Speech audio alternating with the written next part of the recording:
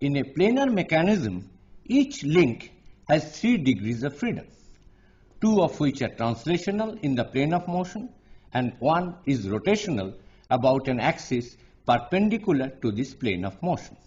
Let there be n number of total links in a mechanism which includes the fixed link of the frame. That means there are n-1 moving links. When these links are not connected by any kinematic pair, then the total degrees of freedom is obviously 3 times n-1.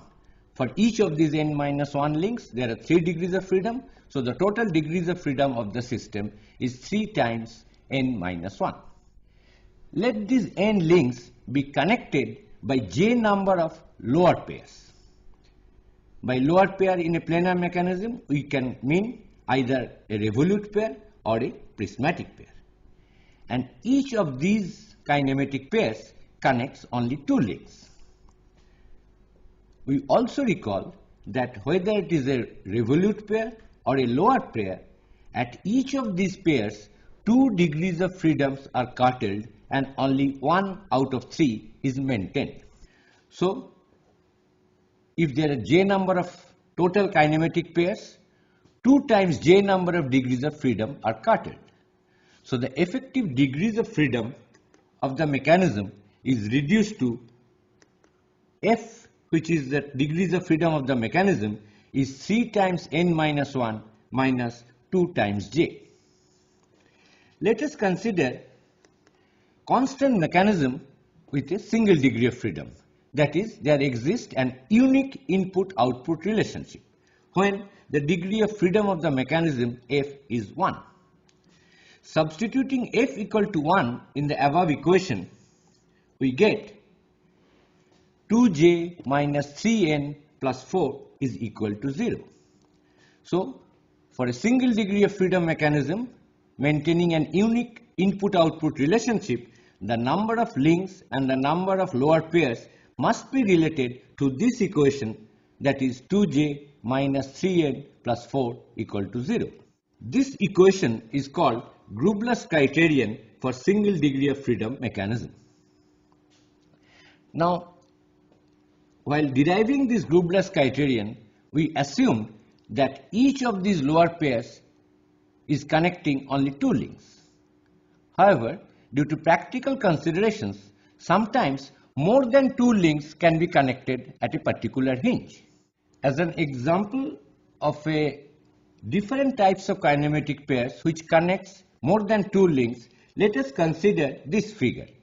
Here 3 links, namely 2, 3 and 4 are connected by a single hinge at this location. Such hinges are called compound hinges or higher order hinges. This particular compound hinge is equivalent to 2 simple hinges as explained in the adjoining figure. For example, this particular hinge can be thought of as 2 hinges, one connecting link number 2 and link number 3, whereas another hinge connects link number 3 and link number 4. Thus, a hinge which connects 3 different links is equivalent to 2 simple hinges. This way, I can think of another type of hinge where 4 links are connected, and such a hinge will obviously be equivalent to 3 simple hinges. Maintaining this equivalence between higher order hinges and simple hinges, we would like to modify the equation for calculating the degrees of freedom of a mechanism as follows. When higher order hinges are present, the symbol j in the equation I would like to modify as follows. J is equal to j1, which represents the number of simple hinges which connects only 2 links, plus 2j2, where j2 is the number of hinges each one of which connects 3 links, and so on. That is, j3 represents the number of hinges each one of which connects 3 plus 1, that is 4 links, and so on up to ji. That is, ji is the number of compound hinges each of which connects I plus 1 number of links. Now, In a mechanism, there can be higher pair as well. And as we recall, if there is a higher pair, then at each higher pair, only one translational degree of freedom is curtailed. That is along the common normal to the point or line of contact. Two other degrees of freedom can be retained. Consequently, at each higher pair, only one degree of freedom is curtailed. And I would like to modify the equation.